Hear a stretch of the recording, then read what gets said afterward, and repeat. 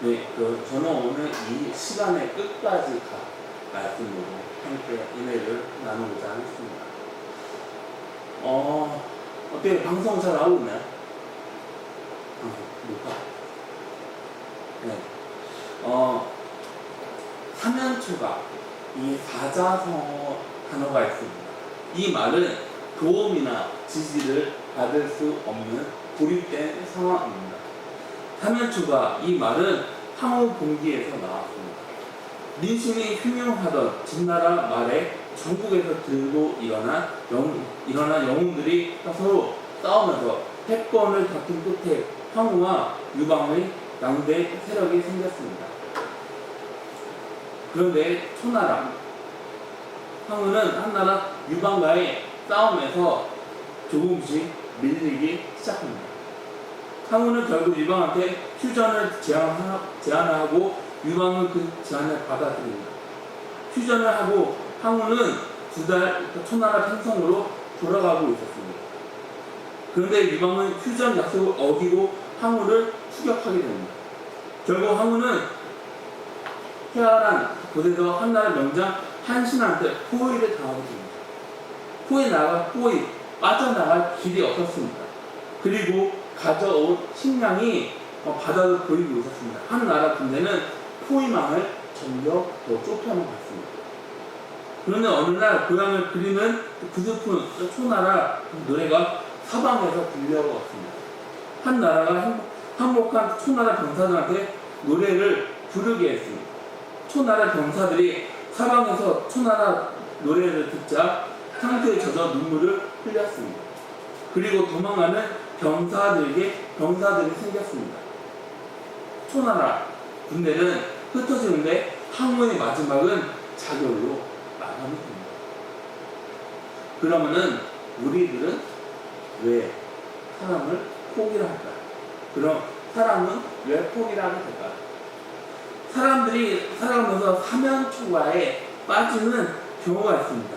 사면초. 앞에 대부분 사람들이 포기를 하는 경우가 생깁니다. 왜요? 지금 내 상황이 어떻게 할 수 없는 상황이라고 생각을 해서 포기를 합니다. 정말 환경으로 어쩔 수 없이 포기를 해야 하는 경우 있습니다. 그런데 대부분 사람들이 포기를 하는 다른 이유가 있습니다. 포사다. 이 사람이 이런 말을 했습니다. 누구나 일이 풀리지 않을 때가 있다. 그때 사람들은 자기 능력을 의심을 하게 됩니다. 그리고 꿈을 포기하고 이런저런 이유를 만들게 됩니다. 하지만 그건 변명입니다. 사람들이 포기하는 진짜 이유는 그게 편해서 포기를 합니다. 저는 이 말에 공감을 합니다. 저를 봐도 포기하는 이유를 보면은 포기가 편합니다. 뭔가에 도전을 합니다. 도전했는데 너무나도 힘이 듭니다. 힘이 들어 편해지고 싶어 도전을 포기를 합니다. 어려운 환경을 끌고 나가려고 하는데 너무 힘이 듭니다. 그래서 환경을 핑계를 삼아버립니다. 내 힘든 걸 내려놓으려고 포기를 합니다. 물론 우리가 포기해야 하는 거 있습니다. 진짜 아니다 라고 생각하는 거는 과감하게 빨리 포기를 해야 됩니다. 그런데 믿음은 포기를 하지 않고 끝까지 나아가는 것입니다. 믿으면은 포기가 있으면 안 됩니다. 동굴하고 터널 차이가 있습니다. 동굴, 터널 차이는 출구가 있냐 없냐 차이입니다. 동굴 입구는 있지만 출구 없습니다. 그런데 터널 입구만 있는 게 아니라 출구가 있습니다. 터널 아무리 길어도 출구 있습니다. 끝이 보이지 않는 긴 터널이라 해도 한 발 한 발 앞으로 나아간다 하면은 그 출구는 반드시 나오게 되어 있습니다. 세계에서 가장 긴 터널 스위스 알프스 산맥 통과하는 이름이 참 희한해요.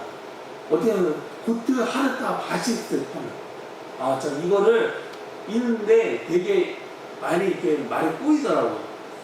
고트하르타 바시스트 터널. 터널 길이가 무려 57.09km라고 합니다. 정말 상상할 수 없는 터널 길이입니다. 그런데 중요한 건 이런 57km 되는 이 터널이라 해도 출구는 있다는 것입니다.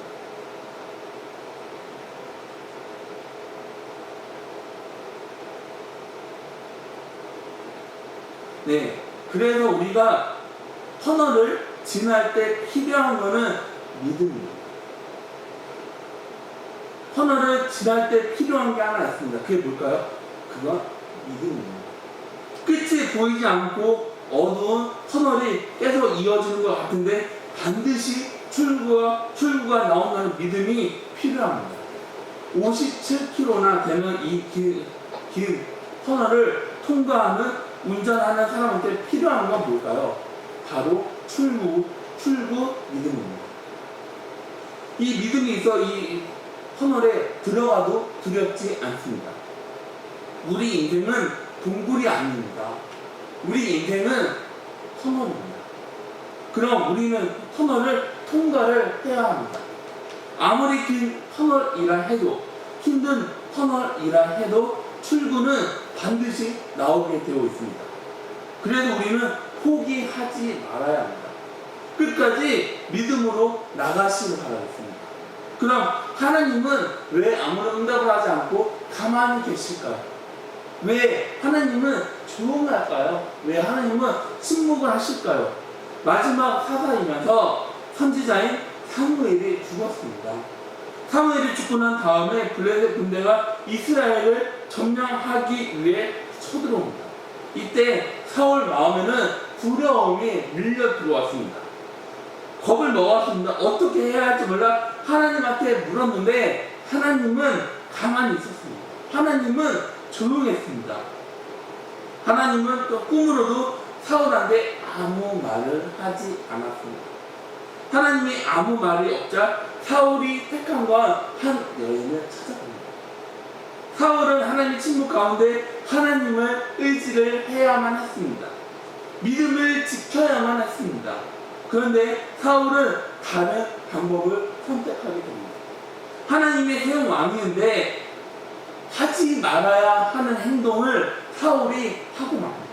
그럼 하나님이 침묵, 사울에게만 그게 있을까요? 아니요. 우리도 하나님의 침묵을 경험하게 됩니다. 힘들고 어려운 가운데 우리는 누굴 찾아요? 하나님을 찾게 됩니다. 그런데 하나님은 어떻게 해요? 조용합니다. 응답 없습니다. 하나님은 침묵하십니다. 그럴 때 우리 마음이 어때요? 답답합니다. 불안합니다. 그럼 우리는 하나님의 침묵 의미를 알아야 합니다. 하나님의 침묵 가운데 우리가 해야 하는 일이 어떤 걸까요? 끝까지 하나님을 의지하고 하나님을 기다려야 합니다. 우리가 보기에 하나님이 침묵하고 있는 것 같은데 하나님은 가만히 있는 게 아닙니다. 하나님은 그 장소에서 일을 하고 계십니다. 침묵의 세계에서는 이 방식이 있습니다. 침묵이란 단순히 말을 포기 그 이상의 것이다. 말합니다. 침묵은 수동적인 표현 방식이 아니라 능동적인, 적극적인 표현 방식일 수가 있습니다. 하나님의 침묵, 우리를 포기한 게 아닙니다. 하나님이 우리한테 관심이 없는 게 아닙니다. 하나님의 침묵, 하나님의 눈물이기도 합니다. 하나님의 침묵은 하나님의 사랑이기도 합니다. 하나님의 침묵은 하나님의 기다림이기도 합니다. 우리는 하나님이 침묵한다 해도 하나님이 우리한테 말을 할 때까지 우리는 믿음으로 기다려야 합니다. 이게 진짜 믿음입니다. 믿음은 환경으로 변하는 거 아닙니다. 하나님이 나한테 어떻게 해주는 거로 변하는 거 아닙니다. 끝날 때까지 끝난 게 아닙니다. 이런 말이 있습니다. 가다가 아닌 간만 보다. 이 말 어렵죠? 이해서 안 되시죠?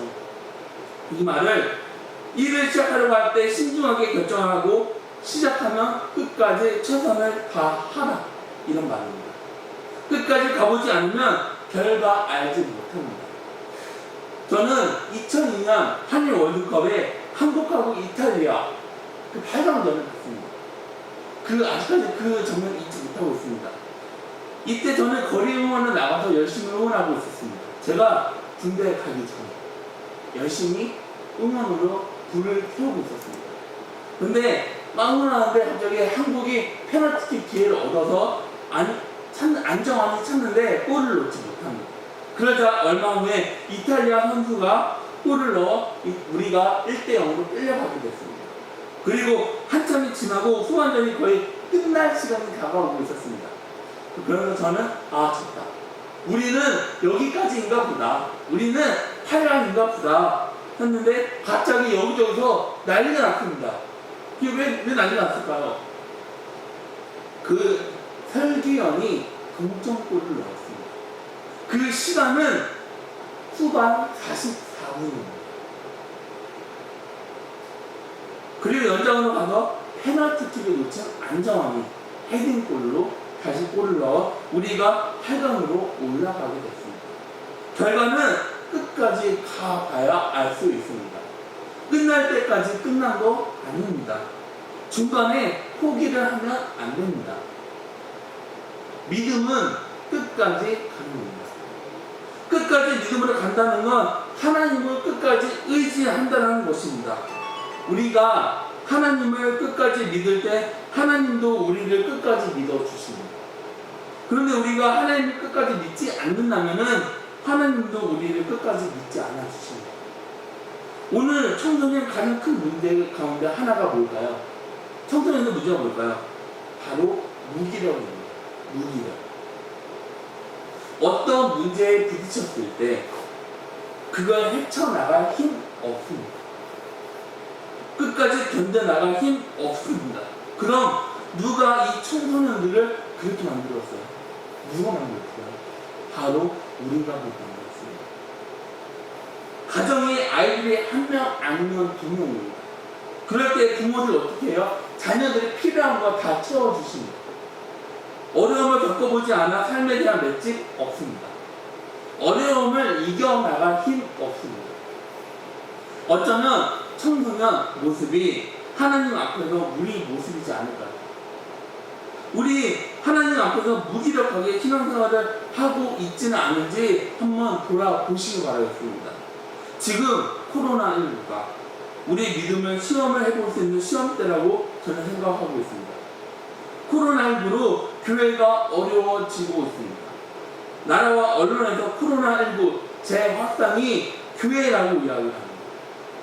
그래서 앞으로 교회는 더 어려워질 거라고 말합니다. 코로나가 종전된다 해도 사람들이 교회에 나오지 않을 거라고 말을 합니다. 끝에서 시작하는 하나님이란 책에서 이런 내용이 있습니다. 한국 교회 인원이 줄고 있습니다. 그래서 걱정을 많이 합니다. 저도 처음에는 걱정을 많이 했지만 지금은 걱정하지 않고 있습니다. 왜요? 왜 걱정 안 할까요? 하나님이 진짜와 가짜를 구별하는 시간입니다. 하나님이 줄이시면 줄어들어야 합니다. 가짜 어쩔 수 없습니다. 하나님이 한국교회를 정리하고 있습니다. 가짜 교회는 어쩔 수 없습니다. 문을 닫아야 합니다. 아닌 거는 진짜 아닙니다. 하나님이 정말 살아있다고 믿는다면 우리는 끝까지 포기하지 말고 앞으로 나가시길 바라겠습니다. 포기할 수 없습니다. 예수님이 답이라고 확신을 한다면 끝까지 믿음으로 나가시는 저와 여러분들이 다 되시기를 주의 이름으로 기원합니다. 믿음이 끊어지면 안 됩니다. 이탈리아 한 천재 바이올린 유저가 사람들 앞에서 연주를 기가 막히게 하고 있었습니다. 연주하고 있는데 바이올린이 줄 몇 개일까요? 바이올린 줄 4개죠. 4개 가운데 하나가 끊어졌습니다. 그러자 사람들이 그 관심 어디로 쏠릴까요? 이제 줄이 3개밖에 안 남았네. 그래서 또 연주를 하고 있는데 또 줄 하나가 또 끊어졌습니다. 그러자 근데 이 사람이 당황하지 않고 연주를 계속해서 나갔습니다. 그러자 또 3번째 줄이 날카로운 소리를 내면서 끊어졌습니다. 근데 이 사람은 연주를 잠깐 멈췄습니다. 사람들이 이 사람 연주를 더 할 수 없다고 생각했는데 이 사람은 바이올린을 한 손으로 높이 들고 줄 하나와 나 이렇게 외쳤습니다. 그리고 다시 우연한 솜씨로 남은 한 줄로 끝까지 연주를 했습니다. 그 순간 사람들이 일어나서 이 사람에게 박수를 보냈습니다. 우리가 살아가면서 때론 바이올린 줄처럼 끊어질 때 있습니다. 건강의 줄 끊어지기도 합니다. 물질의 줄 끊어지기도 합니다. 관계의 줄 끊어지기도 합니다. 여러 줄이 끊어지기도 합니다. 그런데 믿음의 줄은 끊어지면 안 됩니다. 믿음으로 살아가는데 아직 출구가 보이지 않고 있나요? 다른 길을 찾으려고 생각하지 마시길 바라겠습니다. 조금만 더 참으시길 바라겠습니다. 조금만 더 견뎌내시기를 바라겠습니다. 그럼 하나님이 밝은 빛으로 여러분을 그 출구로 인도해 주실 거를 믿으시길 바라겠습니다. 우리는 카멜레온이 아니라 소와 같은 사람이 되어야 합니다. 카멜레온은 피부를 마음대로 바꿀 수 있는 동화뱀입니다. 카멜레온은 환경에 따라 자기를 보호하기 위해 피부를 마음대로 바꿉니다. 때론 자기의 감정을 색으로 표현하기도 합니다. 세상이 원하는 사람은 카멜레온 같은 사람이지 않을까요? 분위기로 환경으로 맞춰서 색을 바꾸는 사람을 원합니다. 그런 사람이 살아남는다고 말을 합니다. 하지만 하나님이 원하는 사람은 카멜레온 같은 사람이 아니라 소와 같은 사람입니다. 소를 50년 동안 그린 우리나라 동양화 거장 채템은 선생님이 이런 말을 했습니다. 소는 평생 사람을 위해 희생을 하고 떠날 때도 자기 모든 걸 사람들에게 주고 갑니다. 이제 소를 닮고 싶습니다. 우리는 어떤 환경에도 소처럼 믿음의 길로 나아가야 합니다. 그거 조금 늦을 수 있습니다. 그거 바보처럼 보일 수 있습니다. 하지만 그 길은 승리의 길입니다. 그 길 끝에 우리 주님이 계십니다. 우리를 기다려주고 계십니다. 돌이키면 하나님이 용서해 주십니다.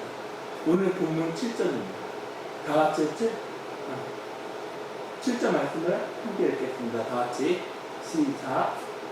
사울이 그의 신하들에게 이르되 나를 위하여 신접한 여인을 찾으라. 내가 그리로 가서 그에게 물으리라 하니 그의 신하들이 그에게 이르되 보소서 엔돌에 신접한 여인이 있나이다.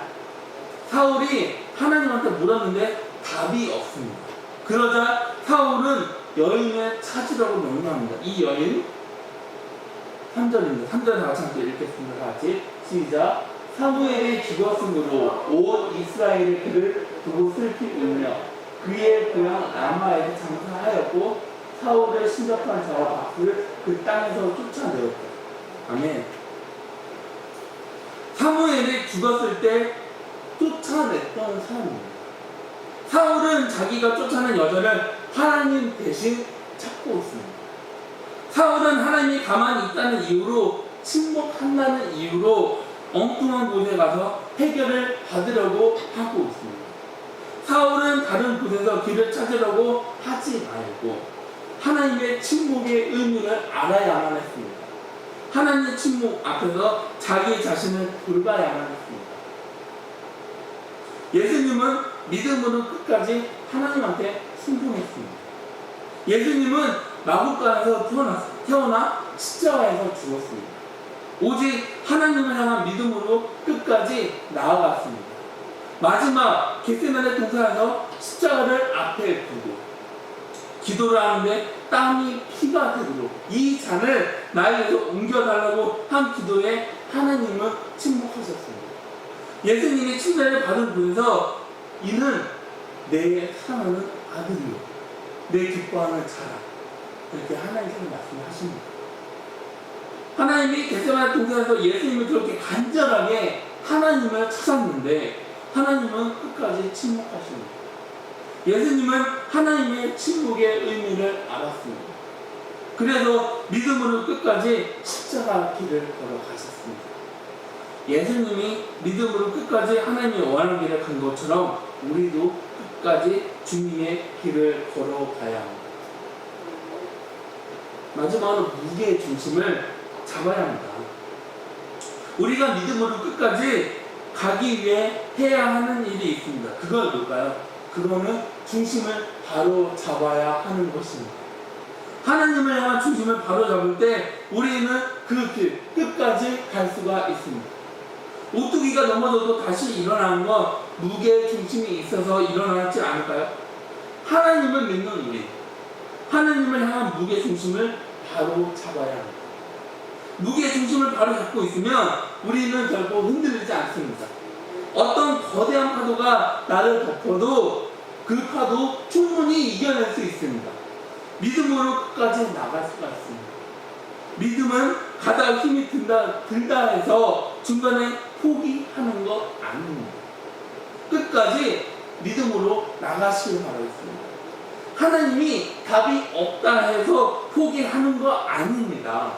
끝까지 하나님을 보고 하나님을 향한 무게중심을 갖고 앞으로 나가시길 바라겠습니다. 그렇게 할 때 우리는 넘어지지 않고 끝까지 나갈 수가 있습니다. 우리 모두가 터널에서 나와 빛을 향해 나아가는 복된 성도님들이 다 되시길 주의 이름으로 기원합니다. 여러분들, 우리가 어렵다고 해서 포기하실 건가요? 포기하실 건가요?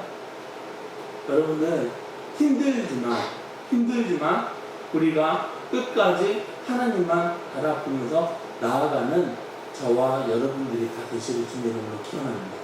그렇게 한다면 우리가 끝까지 나아간다면 이 코로나 가운데 우리는 코로나 걸리지 않고 주님께서 우리들을 끝까지 인도해 주신다고 믿으시길 바라겠습니다. 믿음은 포기하는 거 아닙니다. 믿음은 끝까지 나아가야 하는 것입니다.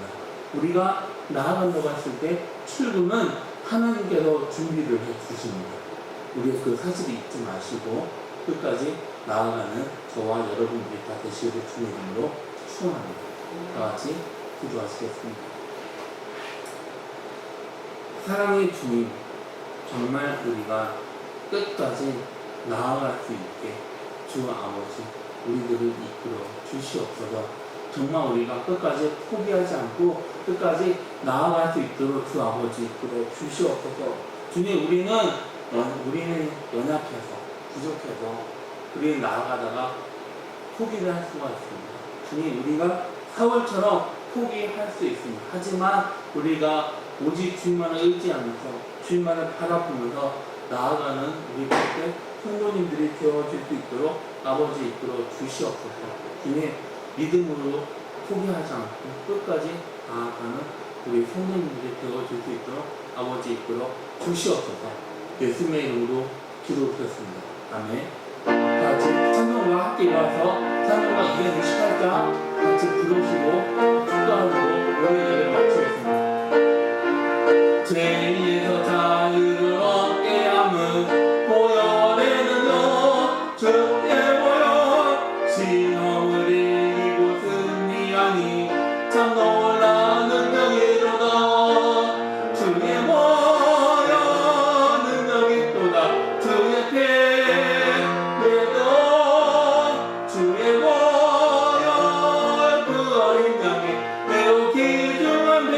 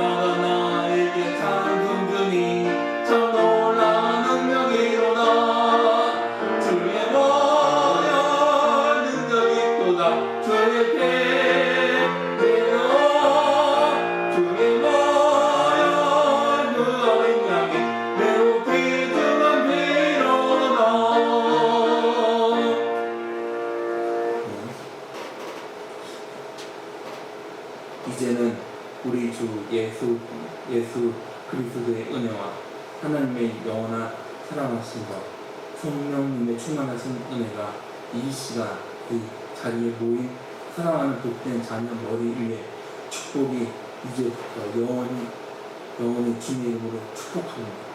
아멘.